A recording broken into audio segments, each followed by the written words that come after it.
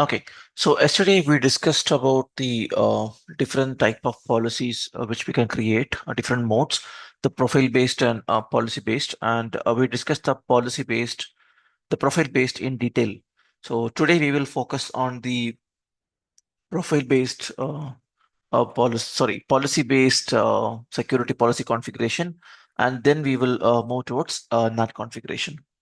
So to discuss about this policy-based configuration, let's move to this VDOM policy CNAT, which is central NAT. So in policy-based VDOM, the main difference is we get to choose the application and URL filtering directly onto the policy rather than as a profile.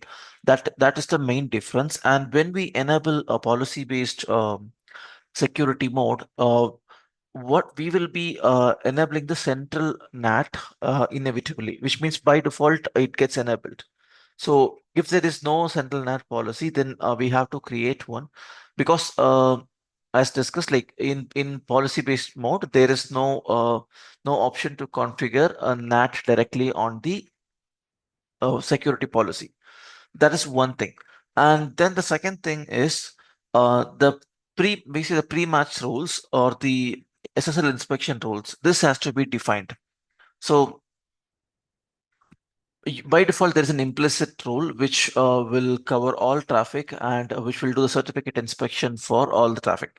Now, if you wanted to do deep inspection for a certain traffic, then we have to create a pre-match rule which will handle the decryption part or the certificate SSL inspection part. And we also should need to create a NAT rule which covers the NAT translation. And optionally, if needed, we can use additional UTM filters, UTM functionalities just by using the security profile other than our application and URL category.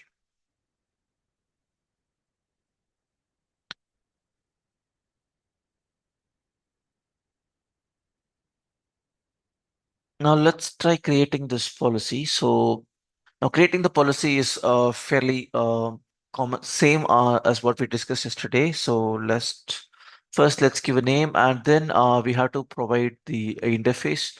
So if I say port 5 and port 6, good, then all. This is just for discussion. We are not going to test traffic now. Yeah, now comes the application part. So in firewall now currently we have 1,710 applications. So we can choose any of the matching applications which we want to use. Now be careful when we use the HTTP browser because most of the uh, web-based applications, you won't see a name for them, but they will be detected as HTTP or HTTPS browser. So that's a common application. So be careful with that when you use. And then for URL category, we can use all the existing categories available on firewall. So we have another session planned where we will discuss all these UTM profiles in detail. During that time, we will cover all of this. So let's say job search. And the action either to allow or deny the traffic, but there is no option to configure them as flow or proxy based.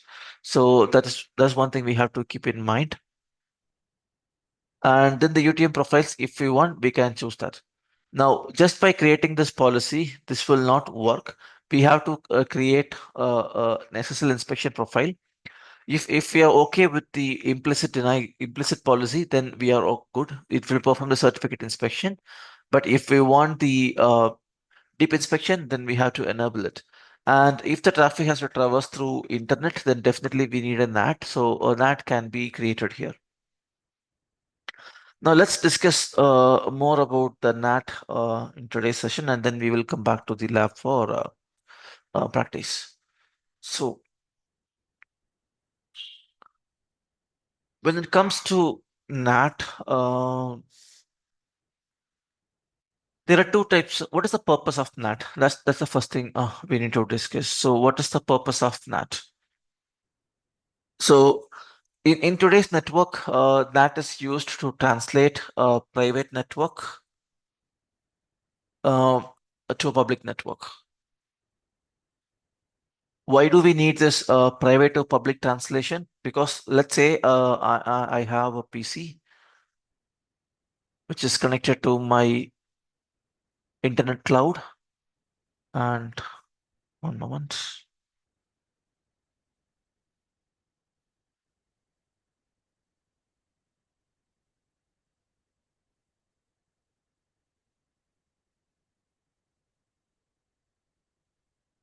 Okay, which is connected to my internet cloud, and then let's say I have a server. Now let's say the IP address of this PC is in a private range 10.1.1.1, and this is a public IP address. Now, what will happen if I send this traffic without performing any NAT on my edge side? So the source IP will be 10.1.1.1, and the destination IP will be 8.8.8.8. This is when the packet is created on the client side. Now, when the packet is given to our perimeter edge, it does a route lookup by looking at the destination. It checks the route. Mostly they will have a static default route, and they will forward the traffic to the internet. And from internet, this traffic will definitely reach the 8.8 server. But interesting thing is when the return traffic comes in, the source IP will be 8.8.8.8 and the destination IP will be 10.1.1.1, because if you remember, we are not performing any NATing here. Now, when this traffic is being handed over to the perimeter edge on the server side, now this device will try to do a route lookup for the destination IP 10.1.1.1. And when it does that, it will either have no route, and I mean, there is no specific route. In that case, it will use the default route and it will forward the traffic to internet, or it might have some other network, maybe 10.1 is a directly connected subnet, or some other network it knows. So the routing can happen in a different direction, or even if even if using the default route, if the traffic comes to the internet, now the routers or the ISP devices, they don't know how to route this traffic to 10.1.1. So the return traffic will get lost. So to avoid this reason, to avoid this traffic black holing, we have to perform this NAT translation where we translate from private addresses to public addresses. Now, there are two types of NAT which we have. The first one is source NAT translation, source address translation, and the other one is the DNAT, that is destination address translation. Now, source NAT is something which we will use when we try to access the internet, and in most cases, and destination NAT is something which we will use when we are trying to access an internal resource. So we will discuss more about this, but now let's focus on the source NAT. Now, when it comes to source NAT, there are three ways to configure source NAT in FortiGate firewall. So the first one is the static source NAT, and then we have the dynamic, and then we have our centerless NAT.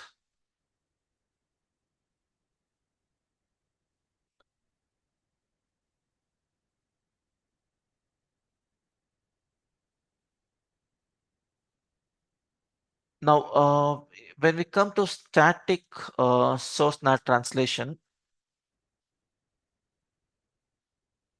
the names implies, so this is a static NAT where we have one rule which says any traffic coming from network A translated to network B. It's fairly simple. We will discuss this with an example, but now I'm giving a short description. So that's what static NAT means. But when it comes to dynamic NAT, it is again subdivided into further categories. So dynamic NAT is further divided into different configuration format. That first one is overload, and the second one is one-to-one, and then we have fixed port range,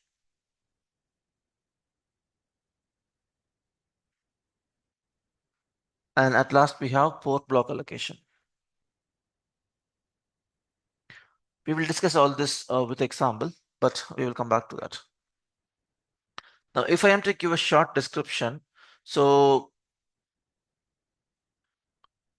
overload is this is very similar. This overload is kind of very similar to static NAT translation. But what is the difference? So when there is only one IP in static NAT, we will be having only one IP address. So which simply says any traffic coming from A translated to B. That's very simple. But when it comes to overload, we will be having a pool of IP address. So let's say traffic coming from A, this can be translated to B or C or D. So it can choose any translation. Now, if a traffic coming from Y, it can either be translated to C or D, depending upon the pool availability. This is called overload NAT. This is again, we are discussing dynamic. In dynamic, when we say overload, it's translating your private addresses to a pool of public IP addresses. Now, one-to-one, so one-to-one basically means any internal IP addresses or external IP address are matched to a specific IP address.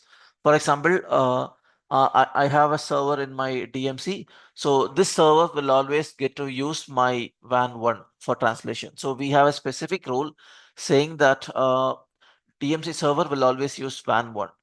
Now, if you now you might confuse this with static NAT or overload, but the difference between static and overload, and if you compare it against the one-to-one, the main difference is in static and overload, you are not controlling the internal segment. It can be any PC from the internal segment, but when it comes to one-to-one, you'll be clearly saying that this internal server or DMC is a specific machine. So this particular machine will always translate to WAN1. Please don't get confused with this. We will discuss all this with an example now.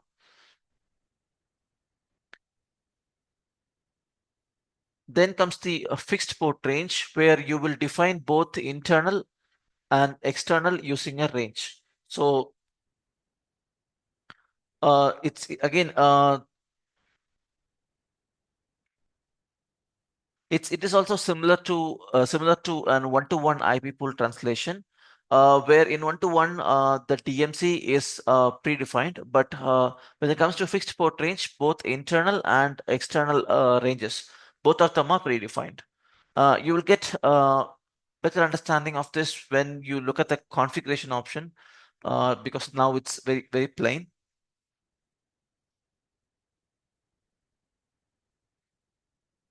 And the last is the port block allocation, which means that each users can be assigned a block of IP addresses or ports, and that block can be used for translation. Now, this is the simple explanation for these different types. Now, when it comes to central NAT,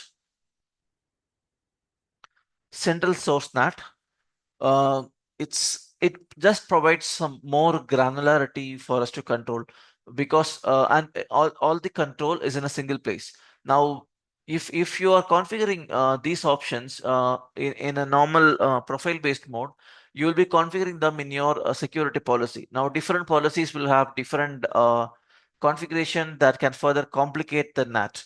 But if you are using central NAT, you have a single clean pane look where all the NAT is in a single place. So you know like which translation happens for what traffic. So that is the one advantage of central NAT.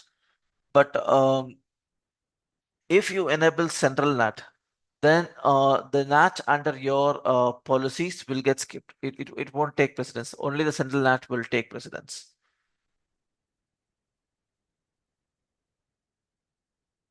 Now, the next thing is the destination NAT. Destination NAT translation in FortiGate is handled by using VIP.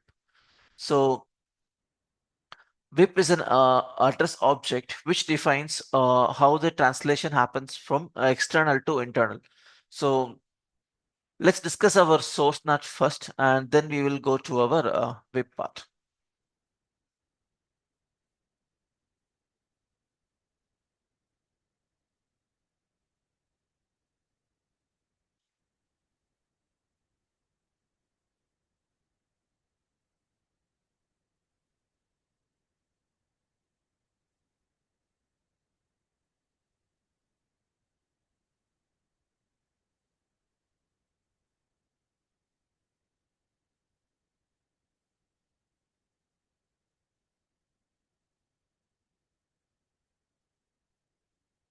One moment.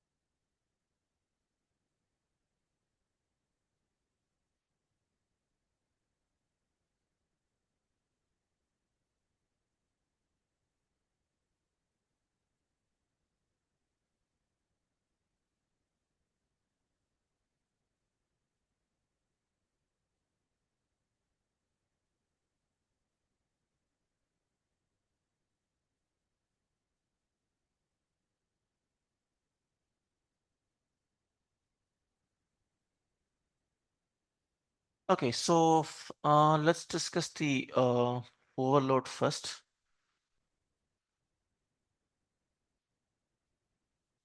Arvind has a question. Arvind, we will come back to this at the end of the session.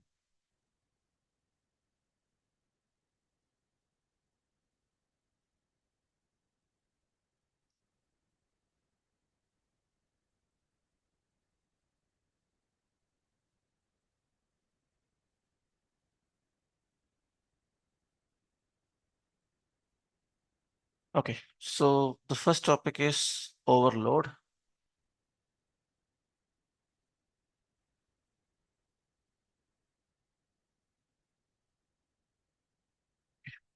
So we are discussing dynamic NAT and dynamic source NAT, under which now we are discussing the overload. So let's say I have a PC. Sorry.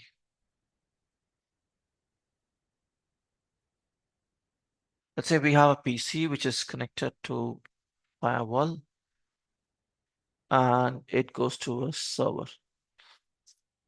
Now the PC has an IP address 10.0.1.10 and it goes towards, let's say, 80.80.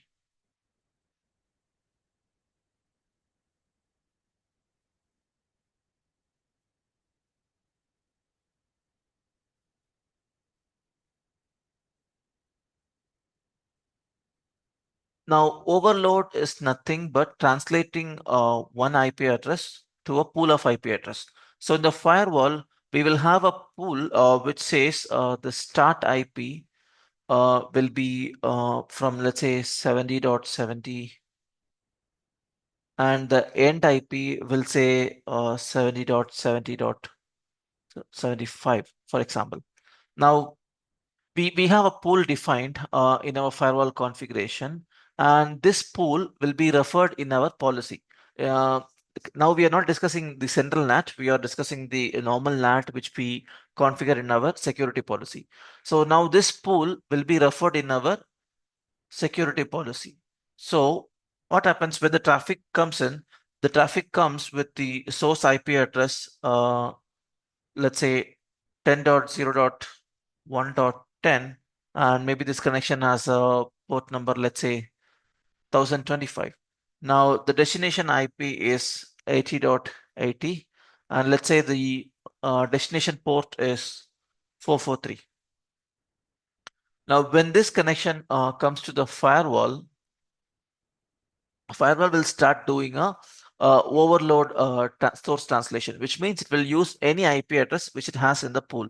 So the source IP address will get translated to 70.70.70. Let's say 71, which is a free IP from the pool, and the port can remain the same. And the destination IP address will say 80.80 and 443. Now we can simply remind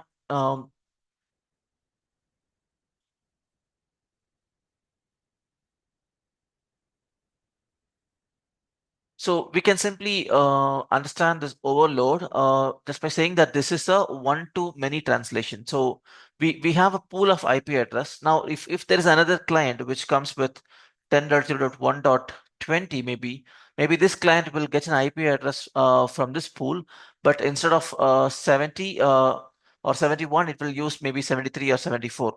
Now, if we keep the port constant here, if we are not changing the source port, now we are being limited. We only have we only have 5 IP addresses to assign to maybe hundreds of clients in our LAN network. So this will be a problem. So we cannot keep this port always constant. So that is why we won't use the overload much. Now let's discuss the next one, that is one-to-one.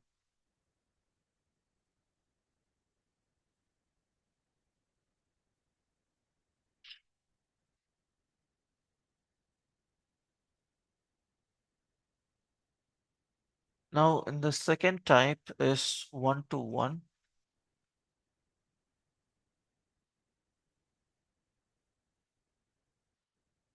So in the case of one-to-one, we have our we'll have a firewall, and let's say our ISP is here.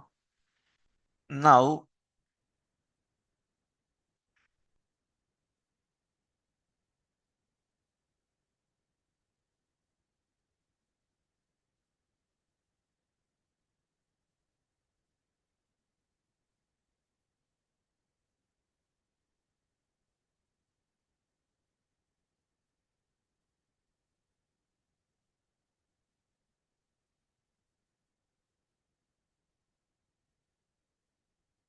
let's say this is 1.20, 1.30, and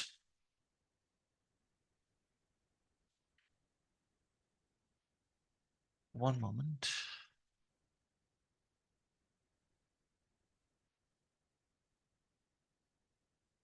Okay, I'm so sorry. I changed the order. I should have explained the one-to-one first, and then I should go on to the overload.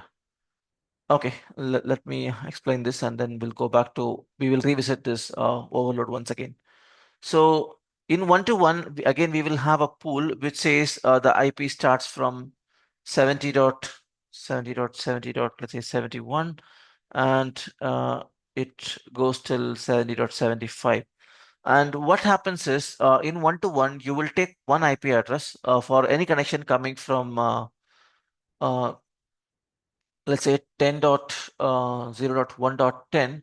You will use the first IP address in the pool, that is 70.70, 71. Now for second PC, you will use the second one, let's say 70.72. Now let's say this range is 72. Now the third PC comes in, you don't have a free pool available. So this PC will not get an IP. There's no available IP for this PC to communicate. So the NAT translation for this PC will fail. This is one-to-one. Now in this one-to-one, we are not uh, statically binding a specific PC to a specific public IP address. What we are saying is we have a pool, and we are not going to translate on the port number. We are only going to translate on the IP address. But when it comes to overload, this is the difference. We will use the port translation. This is I made a mistake with the example. So when it comes to overload, you can either keep the same port, or you can use your you can also change this port numbers. Now, when I say we can use the same port, there can be certain applications which needed the same source port for communication. So in those criteria, you get an option in your policy which says preserve source port. So if you enable this preserve source port, this source port will not get translated. But if this option is disabled, then your TCP port can also be translated. This is overload.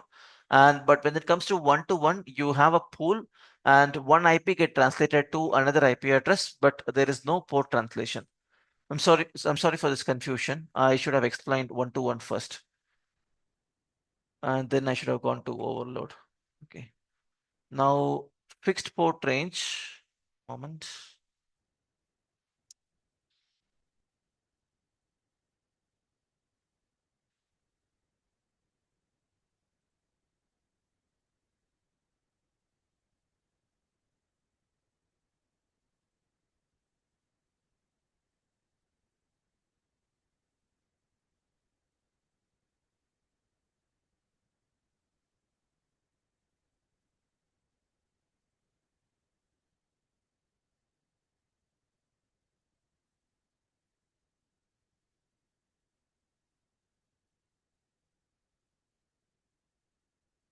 Now, when it comes to fixed port range, we will have a same pool, but there'll be two different pools. So there'll be one pool which is for internal and another is for external. So it says, and the pool says anything coming from 10.1 towards to 10.5, use the pool maybe 70.1 to 70.5.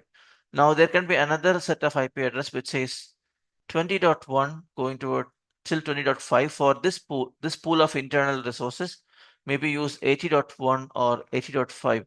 So depending on our network segment, we get the flexibility to define which IP pool to use and for which internal IP pool, which external IP pool we have to use. Okay. Firewall option we will check later. Okay.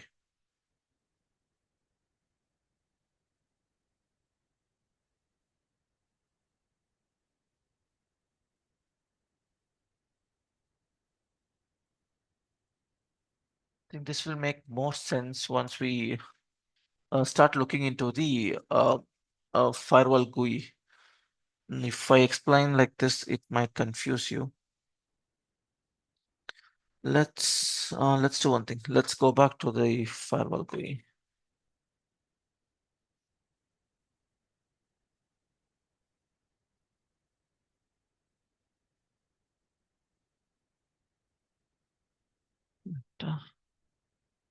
Okay, let's go back to the root and we will discuss from here.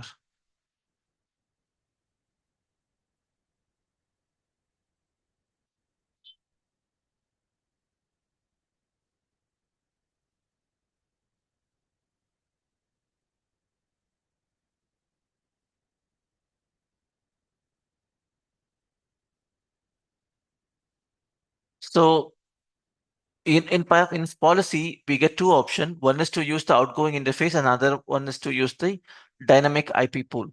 Now, if we use the outgoing interface, uh, this is like the overload which we discussed.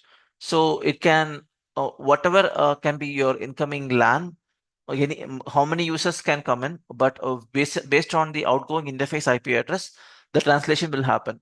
And if I enable this preserve source port, then my TCP source port will not get translated. If I disable this, my port can also be translated. This is a fairly simple or straightforward NAT translation. But when it comes to dynamic pool, we can create a pool here. Let's say firewall IP pool. And here we get to choose the option. So whether to use overload, one-to-one, fixed port, and block range. So let's say if I choose overload. So in overload, I will just simply say the external IP range. So let's say 10.1.1. Sorry, 70.1.1.1 till 70.1.1.5. Sorry, 70.1.1.5. Now any whatever IP address the LAN IP address comes in, I will use this many pool of IP to do the translation. Now, since I have selected overload here, it can also do the translation on port. It's not that it will only do the IP. It can also do the port translation. If we choose one to one, now you are limited by the number of pools here. Now you have 5 IPs in the pool, only 5 translation can happen at a time. But if we go with overload, it doesn't matter. You do though we have 5 IP address, you have like 60 close to 60,000 port numbers which you can translate. Other than the well-known port, you can use the rest of the ports to translate. Now this R reply is an important option. If our reply is enabled, then firewall will start thinking that these are the local IP addresses. So let's say, let me explain this concept also. Let's say in firewall, we have an IP pool which says 70.1 till 70.5, maybe 70.2 till 70.5. And we have the firewall interface configured was 70.1. Now let's say this is 70.6 maybe. Now now let's say this router, if it has to send any traffic here, it needs to know the ARP MAC address of this interface. So if the traffic is for 70.1, let's say if this router sends an ARP request for 70.1, this firewall interface will respond back. Now we are all good. This router knows the MAC address. They can communicate. Now, what if the ARP request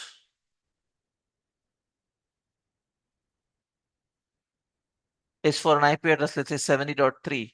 Now, firewall receives this IP address. Firewall will say, this is not my interface IP address. I am not going to respond back. So even though this IP is something configured on the firewall, if the firewall is not responding without learning the MAC, this router is not going to send the traffic towards the firewall. To avoid this, we have this option, enable ARP reply. Now, once this option is enabled, firewall will start assuming that this pool of IP address belongs to its own interface. So it kinds of assume that this is a secondary IP address on the interface. So for this entire pool, firewall will start responding back for the ARP reply. So this way you don't have to statically configure ARP MAC entries on the peer device. So this is very important option. Depending on the scenario, we have to enable this. Now, when it comes to fixed port range, you have an external pool. Similarly, you also have an internal pool. So you whatever pool of internal IP addresses range, if the traffic comes from this pool range, then you will use this external range to translate. Now you can also define how many ports you can assign per user. Let's say if this port will can also be used to limit the number of connections a user can initiate. This is very much similar to an authentication method where when the user gets authenticated, they get a set of source port range, and that port range can be used to do the translation for them. So this is very much similar to that. So let's say you want to limit the number of browser sessions coming from the user. Then for that purpose, you can use this ports per user. Or if your database is very large and you don't want to get in a situation of pool exhaustion. At that stage, you can limit every user by now how many connections they should be allowed. So this will be useful in that scenario, but please keep in mind, even for a single HTTP request like facebook.com, there'll be multiple redirects and all of them might go to different servers and they all need different IP pools. So we need to keep that in mind when we enable the range. Then comes the port block allocation. In port block allocation, there will be a calculation that happens. So you define a block size and then how many blocks per user. There's a mathematical calculation which is this is not being used commonly. This is mostly used in CGNAT scenario, central carrier grade NATing scenario. So where you have to keep the port translation consistent for the control channel and the data channel for our mobile calls. So only in those situations, this port block allocation will be used.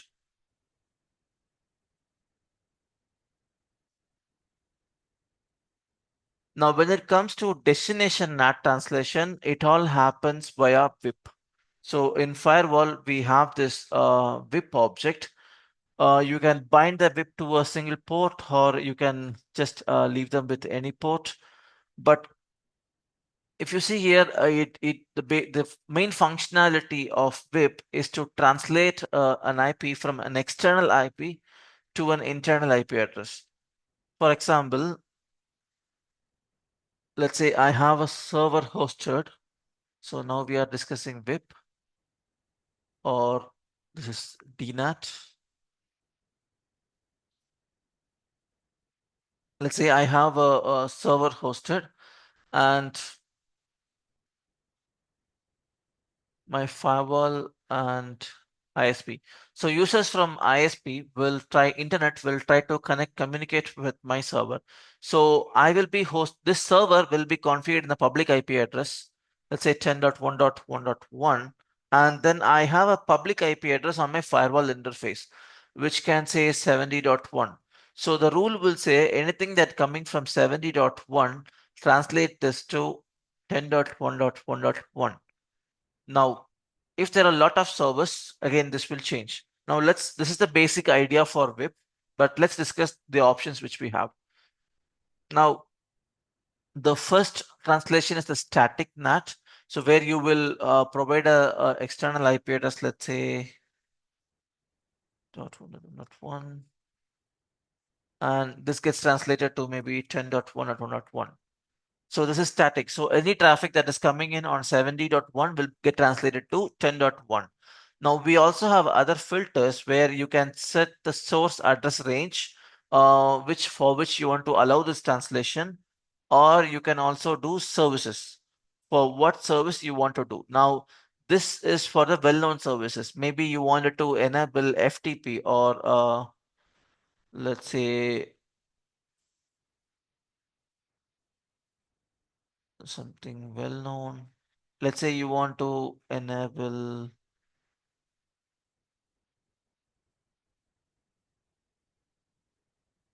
okay, syslog communication. So now if your server is syslog, so if you enable the service, now if any syslog traffic comes on the 70.1, this gets automatically translated to 10. So with the services, we are also controlling the port translation. So now only your request have to come on port 514. If the request is not coming on 514, the translation will fail.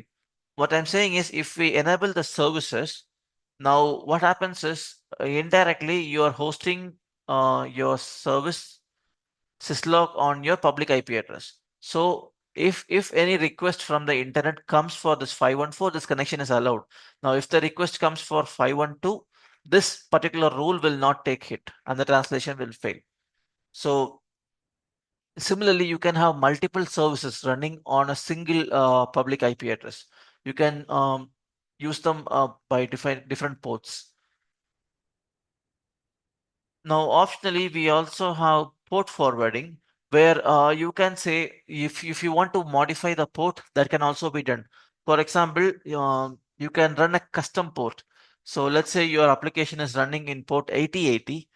You and your request from internet will come on 8080, and then you can translate this to port 80.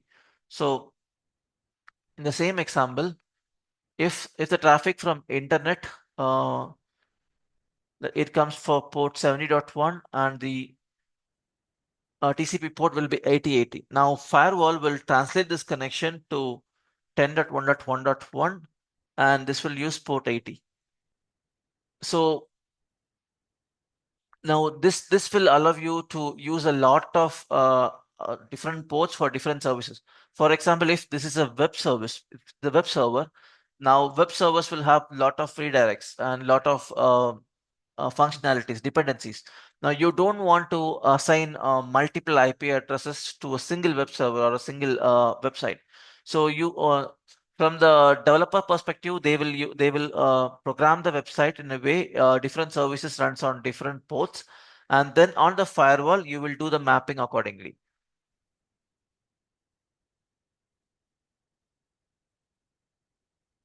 Now, this can be applied for TCP, UDP, SCTP, and ICMP. For ICMP, we don't need to do the port translation, just one-to-one. Now, you might ask the question, why do we need this ICMP-based translation? So there are some websites or applications which uses ICMP at layer 7 to check for reachability or liveliness. So some websites, so some applications need this.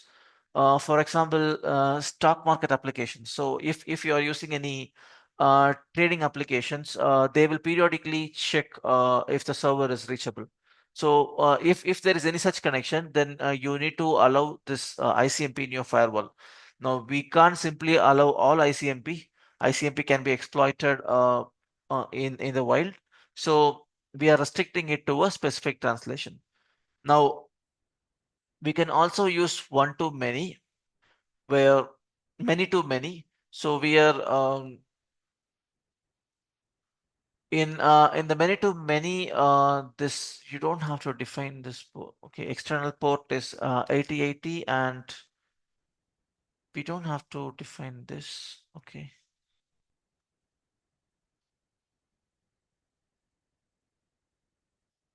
I haven't practically used this many to many when it comes to port. I mostly have used only one to one. So I'm not 100% sure in which scenario this will work. I need to check this.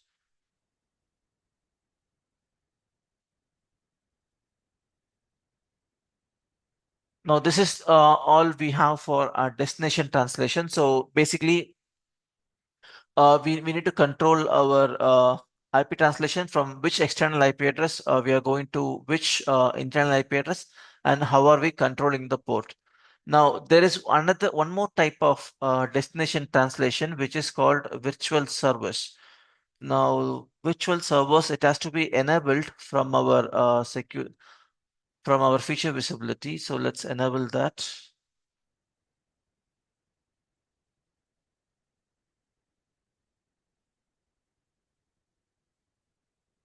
Did someone see virtual server here?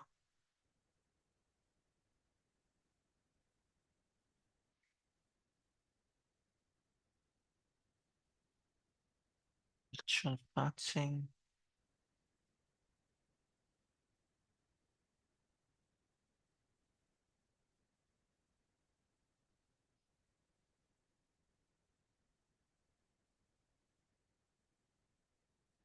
One moment. We should have virtual server here.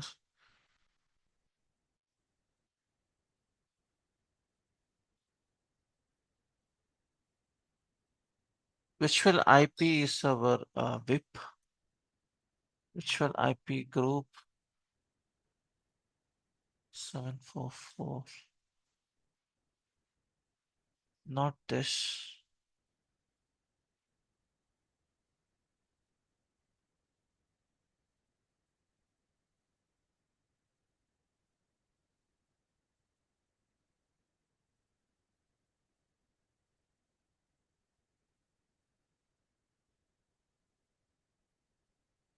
One moment.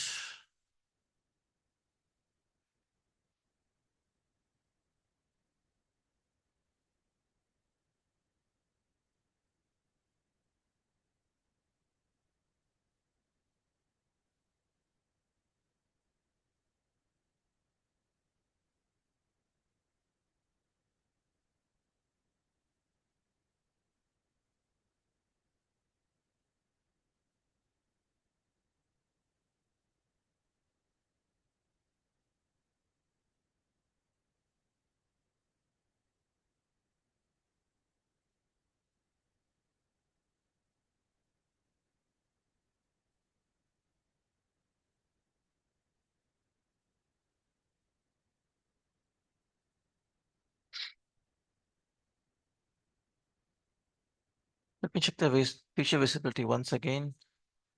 It's a service which we have to enable,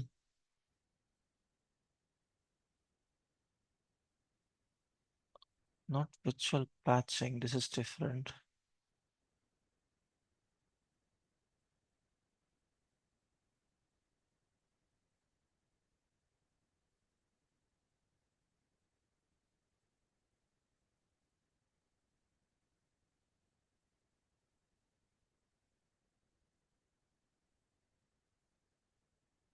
One moment. Let's check the other VDOM. Virtual patching.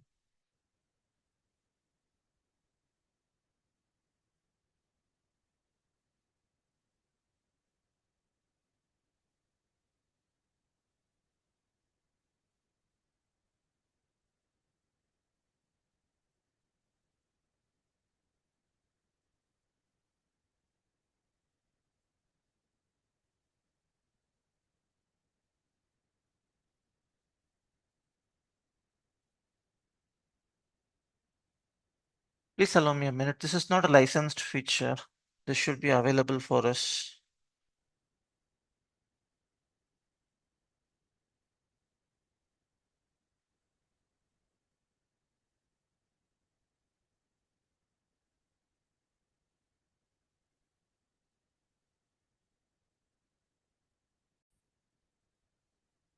Okay, so there is another type of uh, VIP, which is called virtual servers, which is available on firewall.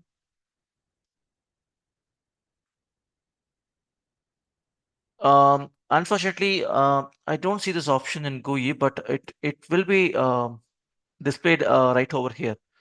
Not sure why it's not working for us today. It's not available in feature visibility also.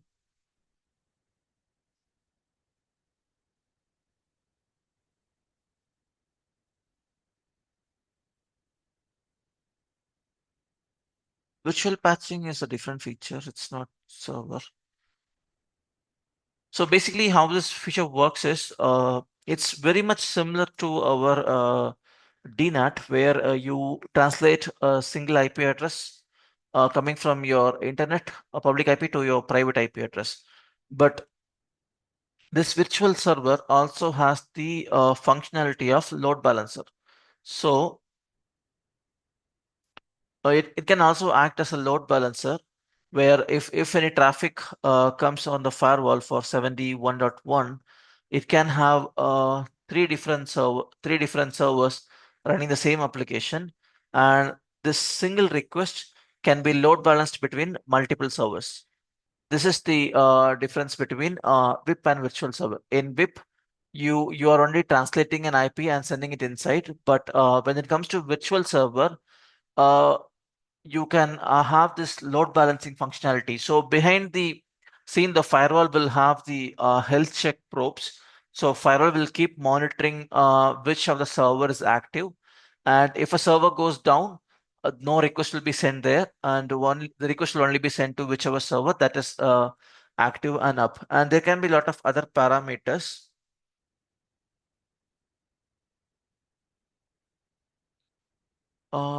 I just got the message from Aravind. Let me check. Uh,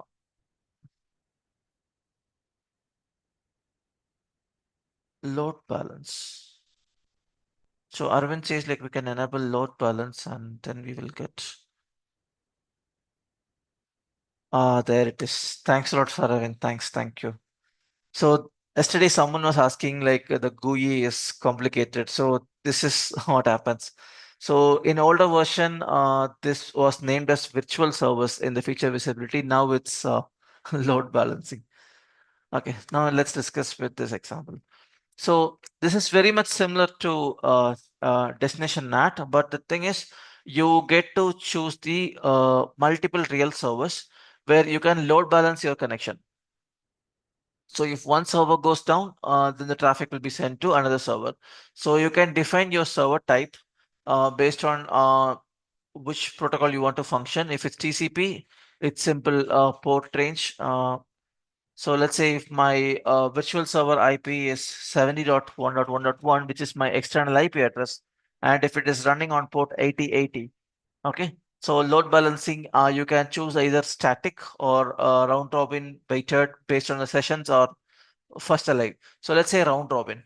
Now you can have real servers. Let's say this is 10.1.1.1, and this is running a service on port 80, which is an active role. Okay, then you can have another server, let's say 1.2, which is running service 80. Now you can also create one more server, dot 3, again running server service 80, and this can be on standby mode. So if you configure this it in this way, two servers will be active. Maybe if one of them goes down, the standby will take over. Or whenever you want, you can make the standby to bring the standby to active role. You also have the option of maximum connections you want to send. If it's set to 0, it's unlimited. If it's set to 0, it's you are not limiting by any connection. But if you set the connection to 1000, only 1000 connections will be active at the same time. So you get the option. So if the 1000 connections are if this 1000 connections are occupied, then the service will switch to another server. You also have the option to use health check, where you can continuously monitor your service either on ping, HTTP, or TCP, whichever method we want. We can use these methods to monitor the service. So firewall will keep on generating monitoring traffic, and if the service goes down, the traffic will be moved to another server.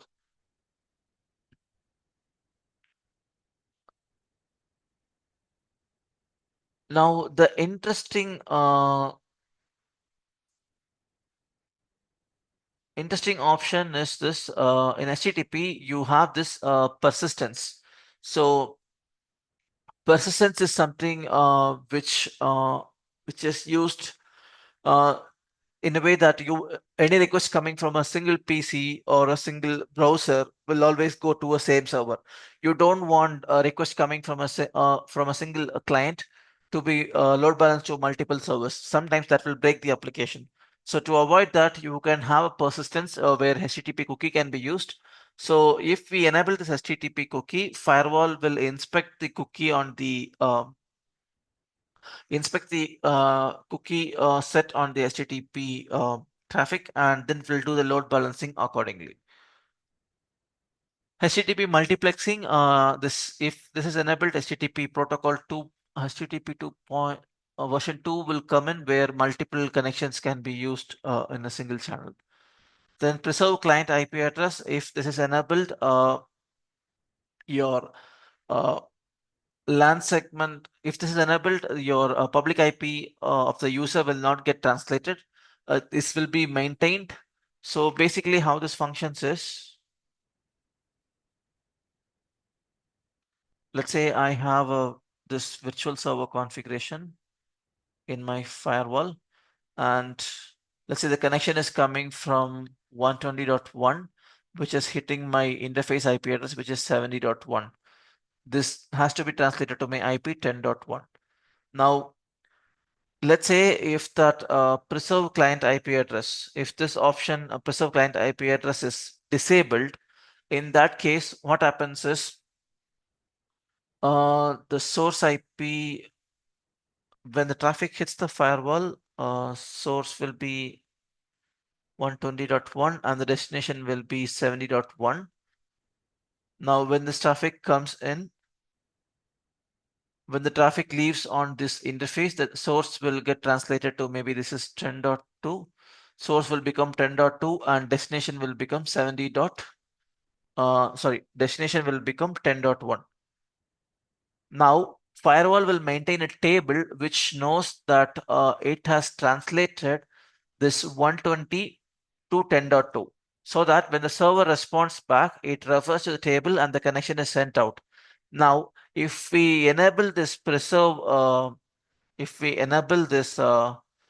client IP address option, or if we enable this, then what happens is this 120 will remain the same. So the source IP will still be 120.1. But the only catch is, if there is any other router or any other devices downstream, they should know how to route this traffic back towards the firewall. So depending upon our routing scenario, you can enable or disable this preserve client IP option.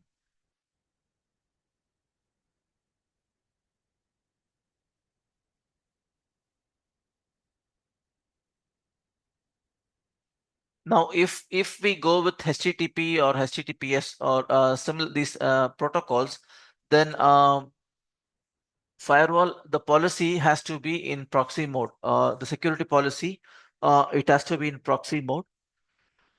Only then it will work. Now, another interesting feature is SSL. SSL offloading. So if you select the type SSL, what happens is, now, in these two methods, in the virtual server method, which we have discussed so far, firewall is only doing the translation here. Nothing much. It's kind of functioning as a NAT device.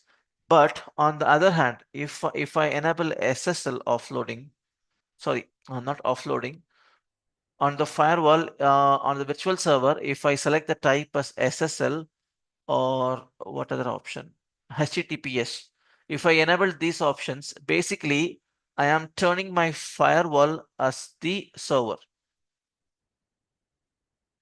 So if I use SSL or HTTPS,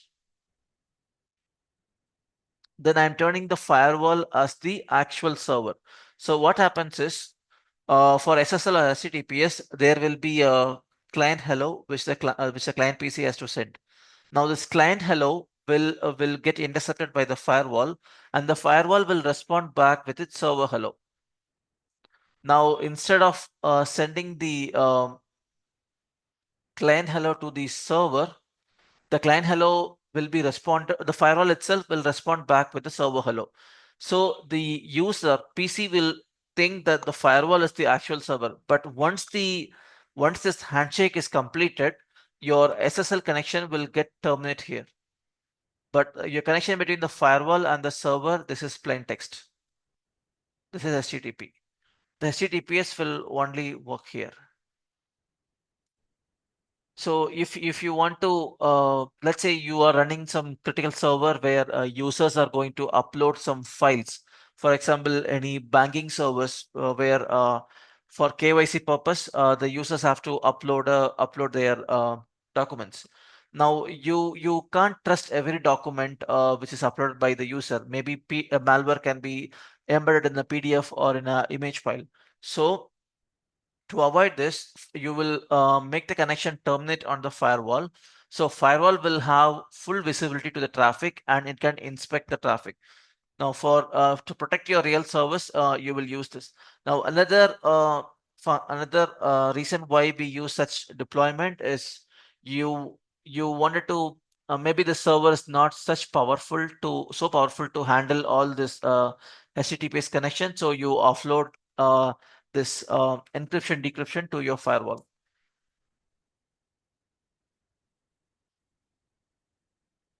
Now, we will again come back to this. We will come back to the certificate in another class where we will discuss what the certificates are in how this certificate functions in FortiGate firewall. Now, for the SSL offloading, we have two modes. One is client to FortiGate and another is full. Now, if you choose full, uh, you are not using the firewall. You're not making the firewall to. If you choose full, the firewall uh, is not terminating your SSL handshake. The firewall, your this connection will also be HTTPS. This is the difference. So the first set of connection is with the FortiGate, where your client will negotiate, and then your firewall will use another HTTPS session, another client hello and server hello here. So this is one difference.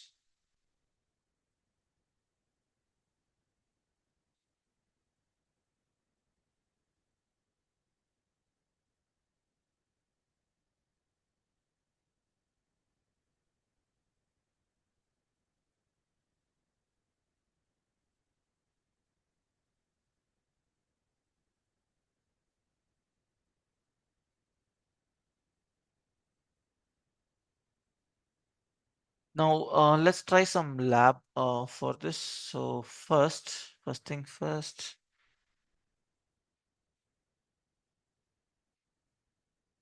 Okay, so the current configuration which we have, okay, let's see how this session table will look like when we do the NAT translation. So let's check that part. So that should be easy. So let's say, okay, start. So if you remember in yesterday's class, we configured this LinkedIn and Akamai or DNS connection, and we have NAT enabled in this. So let's take a look at this and let's see how this NAT translation works.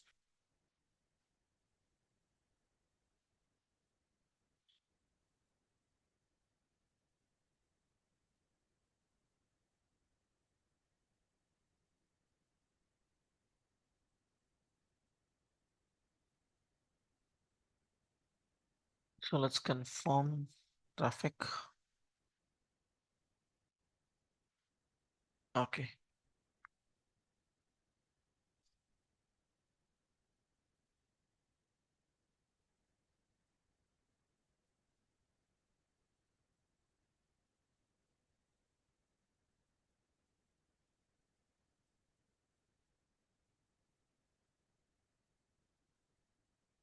So basically, I'm setting a filter to filter the sessions on the firewall, and I'm looking for the destination 8.8. Now, now this PC has an IP address 250. So this is my connection. So my traffic coming from 192.168.1.250 on port 55371. This is going towards 8.8. Now this 8.8 IP got translated to 172.16.1.115. Now, when the firewall, let's discuss this.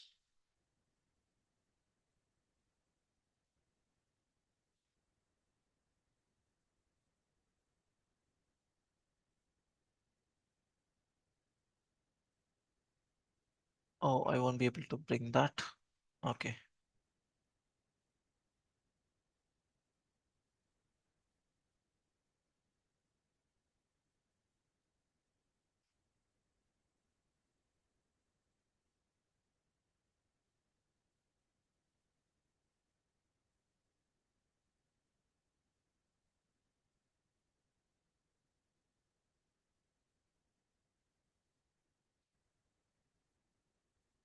Let me bring up this image.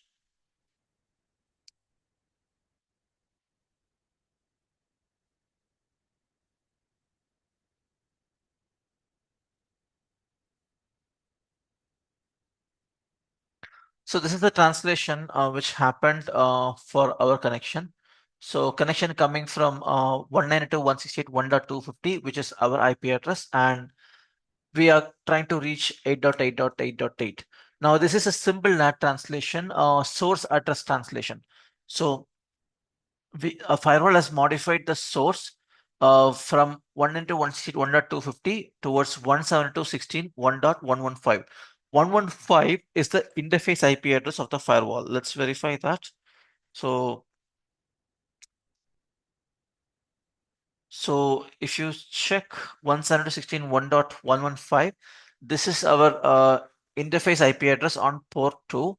And even this traffic, uh, the traffic is also going towards port 2. Now, how do we identify where this traffic is coming from and where the traffic is going towards? So in FortiGate, the interfaces are identified by an index. So if you check this output, every interface has an index. So 3, index 4, index 5, and 6. So this traffic is coming from our inside interface, that is port 1 and going towards port 2. So the index should be 324. Now let's check this against the output. So if you see here, the traffic came from interface 3. The traffic came from interface 3 and it's going towards interface 4. And the return traffic, it has to flow from interface 4 to interface 3. And the gateway address on your interface 3 so on your interface 4 will be 172.16.0.1. So this is your gateway address.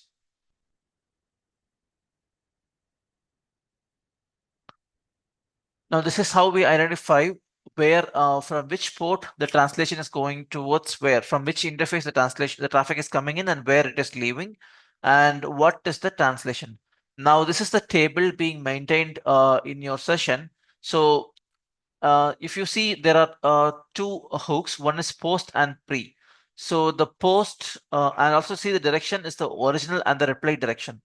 Now your direction, your entry for your reply direction which is your DNAT, will be created when you create your original when the traffic is coming in the original direction. What I meant to say is, let's say you have your incoming traffic. You have your incoming traffic coming from 192.168.1.250 going towards 8.8.8.8. Now, when the first packet comes in, the session building process will happen, the slow path will happen. And at that time, an entry will be created which says 192.168. This has to translate it to 172.16. Uh, Along, it will also specify the port numbers on which the connections are being translated. Now, similarly, another entry will be made which says any traffic that is coming from 172.16 on the port number 55371, because that is the actual original port used for the outgoing connection. There will be a duplicate entry or an inverse entry created on the session table which says the traffic for 8 dot you have to translate this to 192.168 on port 55371. So this second entry is created when we receive the first packet. This is the reason why your reply traffic will always match your existing session. You don't have to build another session for your reply traffic because this entry will be matched in your session table and the translation will also happen. So this is how we read this particular NAT statement in our session output. Now, uh, this translation, this IP address and port details, this can vary with respect to the NAT configuration which we have, but this direction and this source NAT, destination NAT, as well as the device ID, this will remain the same. So if we understand how to read this and interpret this, we will be able to troubleshoot any issues when it comes to NATing. We will be having one more discussion for the session table, how to take debugs. During that time, we will discuss all the fields which we have in our session entry.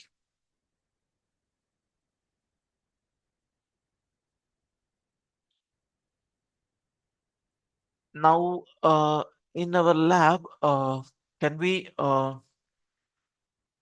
can we try a DNAT? So let's start this firewall.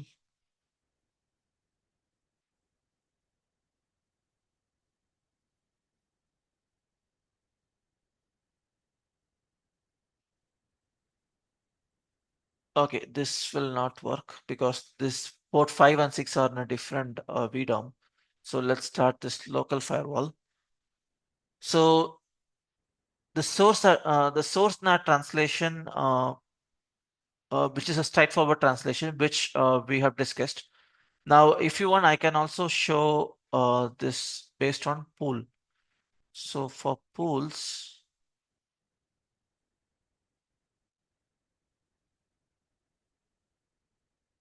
we can use a dynamic IP pool and we can create an entry, but unfortunately, uh, I don't know the IP address pool which I can use because this is a router in our lab.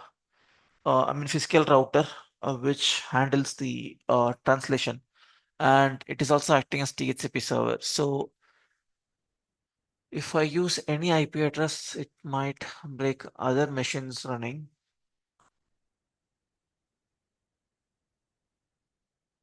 But the idea is the same. So we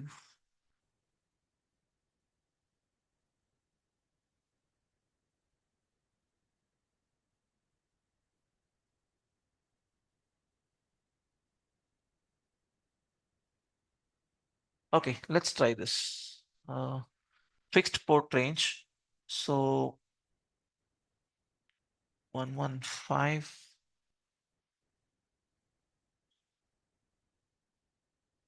Let's say okay, 115 to 115.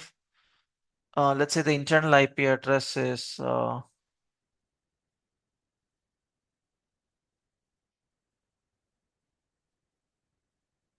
Moment. Which example I want to discuss?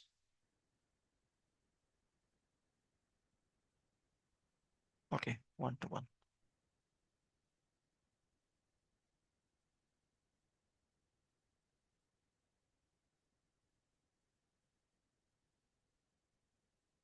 So now let's see how this one-to-one NAT functions. So now we have this one IP pool, which has only one. Okay, select the new entry. So now instead of outgoing interface, now we are using the pool which has one IP address. Okay.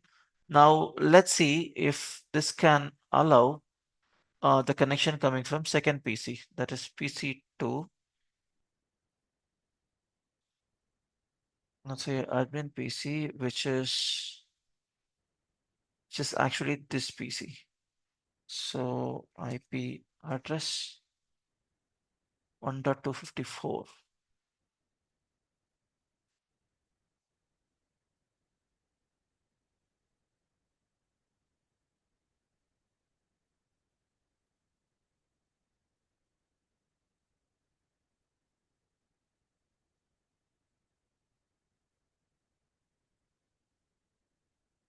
So basically what we have configured is we have two PCs, that is 1.254 and 1.250. Both of them are allowed by this policy LAN DNS going towards the DNS. But in the IP pool, we have only one IP address. So this is a one-to-one NATing. So let's see which connection is getting allowed. So ping 8.8 minus T. So this Windows PC initiated the connection first. Now let's check the status. Now if you click on this, you get to see port available, blocks available is 100%. Is it using a different policy?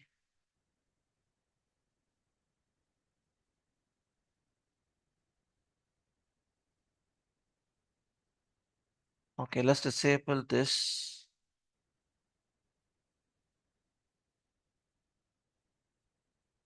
Inform it's working.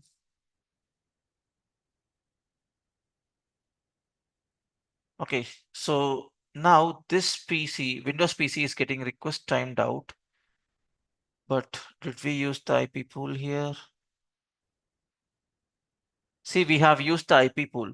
So who used this IP pool? Let's try to figure out. Now we have two PCs. I didn't generate any traffic from this Linux machine, but somehow this IP pool is being used. So because of this, there's only one IP in the block, which is being utilized completely, and there is no more free IP available. So for this reason, now my ping traffic from this Windows PC is failing. Now let's take a look at the session table. First, let's see the matching logs. Show matching logs. So both 250 and 254, both of them are trying to reach 8.8. But I never tried 8.8 from this.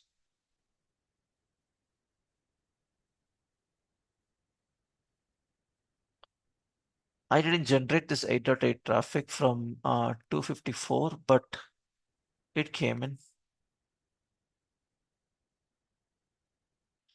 Oh, okay. It doesn't have to be a DNS, sorry, ICMP traffic. It can be a DNS traffic also because this policy is configured only for DNS.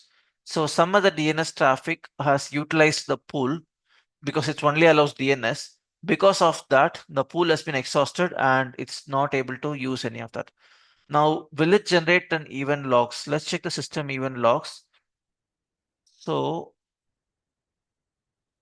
gentle.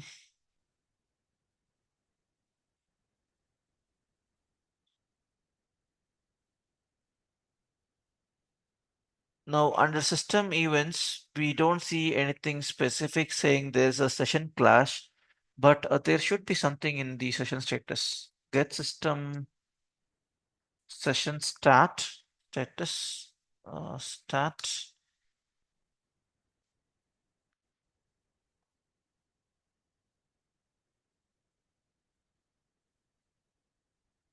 So DAX system session stat, this command will list the stats for all the session.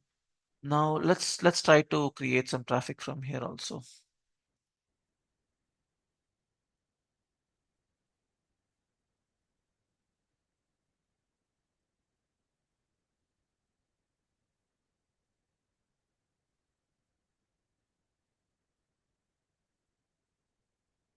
Now if you see, there's three sessions in established state TCP, but okay, we are not seeing any clash here. I was expecting to see some clash here. Okay, so Texas session list.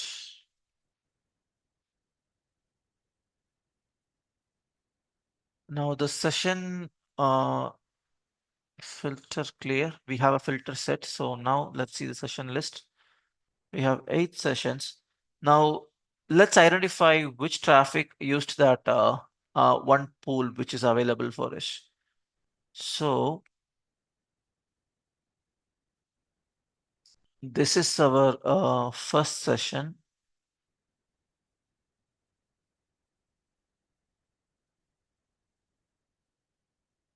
Which is coming from 1.254 going towards 1.1 gateway. Now, if you see here, the difference, um, there is no translation happening for this traffic.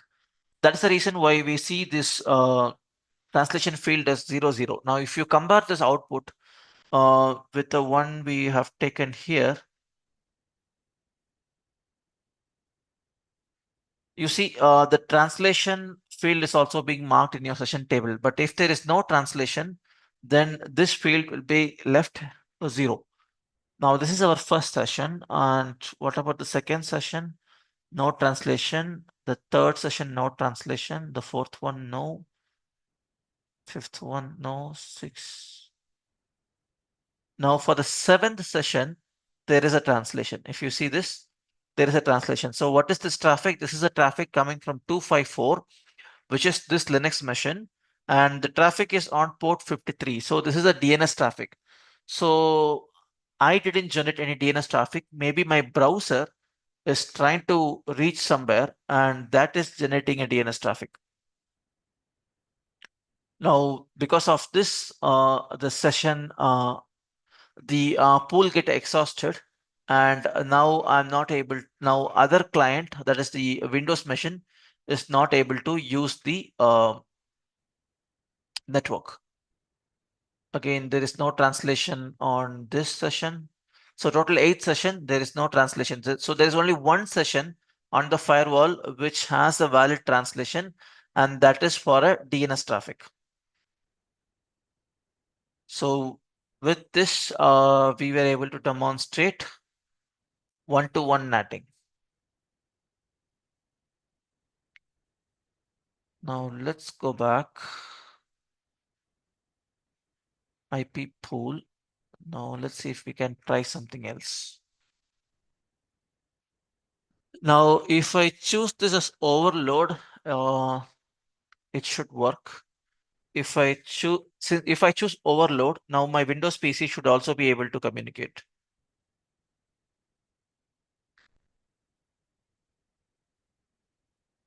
Let's see why it's failing.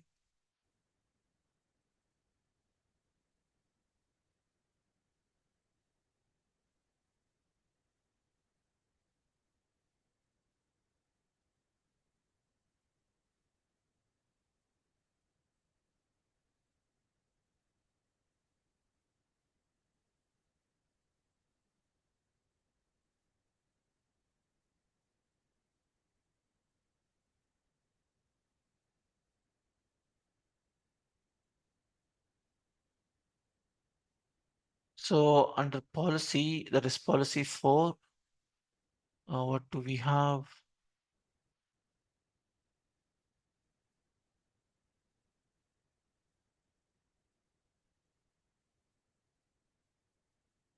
So we have overload type selected with pool which has only one IP address and app reply enabled. Preserve source port. Okay.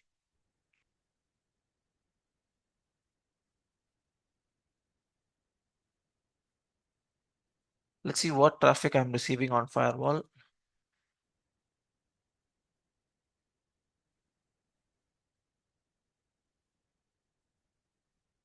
We will discuss about this option another day. So I'm receiving this traffic from 254,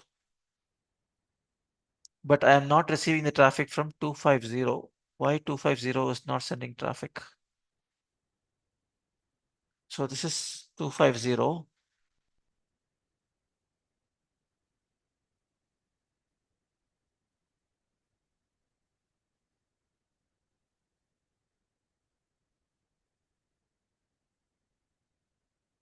Okay, there we go. We are receiving the traffic from 250 also. Okay. But if you see this sniffer, you are receiving this traffic from 254 to 8.8 or 250 to 8.8. But this traffic is not going through. It's not getting translated. So let's see what's happening here. Why it's not getting translated. Now, in terms of configuration on the policy, we have an IP pool selected, and this pool has an let's give them two IP address just to check. So this pool is doing now doing an overload translation, and let's disable this preso source port for now.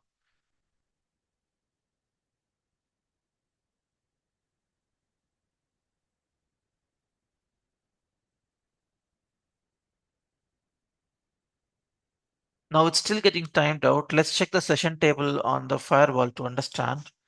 So we have 11 sessions on the firewall. Let's filter for the sessions coming from a specific PC first. Session filter source one 92.168.1.250. So there's 0 sessions coming from this PC. Why?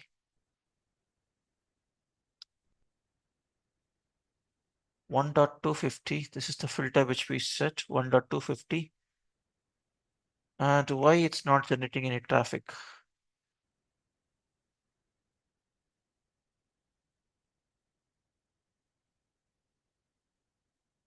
Let's try 254 and its session list.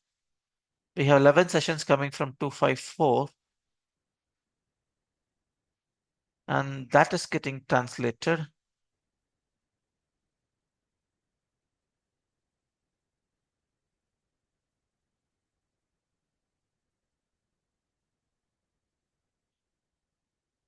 So if you see the session coming from 254 now, that is the Linux PC, you see connections coming on multiple ports. So 4 to 560, 4 to 464. So you see sessions coming from multiple ports, and they are all being allowed because of the overload. Because now though we have only one IP address, we are doing an overload. We are translating on the port number as well. That's the reason why this is working now. Now, similar way, we can also check for the DNAT. For DNAT, we can configure this PC to send some traffic, this firewall to send some traffic to perimeter and try to reach them. But we are almost reaching the end of our session. So can we do this as a lab, or I can record a video for this and then I can share it with you, and then you can try this DNAT translation by yourself in your lab. And if you face any issue, then we can troubleshoot and look into it.